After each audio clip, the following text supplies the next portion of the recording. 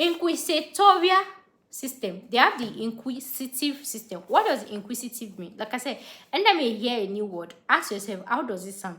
Inquisit, like be inquisit, asking question. You guys remember that in common law, I told you guys that what the judge is just a referee. She just sit down like this. She will listen to your argument, she just writes. And that's it. She make her ruling. Everybody go home, right?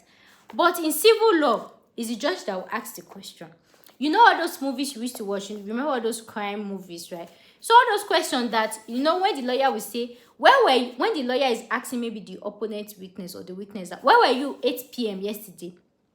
In civil law system, it's not the lawyer that will ask. It's the judge that will say, where were you 8 p.m.?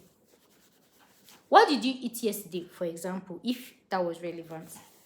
Okay, you, why did you slap her? So it's the judge that will be asking. So you remember that in common law, the judge was the referee. The judge is just there, listening to two people argue. But not like argue like this one will talk, you write down. But this civil law is the judge that will ask questions that is relevant to the case. And honestly, with my experience in court, if you ask me, I feel like I like this one. Because I feel like it's more like it's direct and straight to the point. No need to start arguing that this, like, because I feel like the judge already know what to ask. That's what I feel. But you know, in the common law system,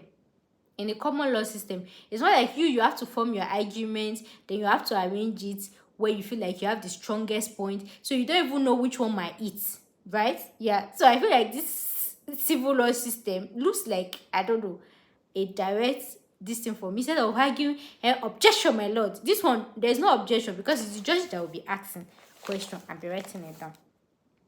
I hope you understand that. So, if this video was helpful, give me a like, give me a share, and I'll see you guys in the next one. Thanks for now. Thanks for watching, and bye for now.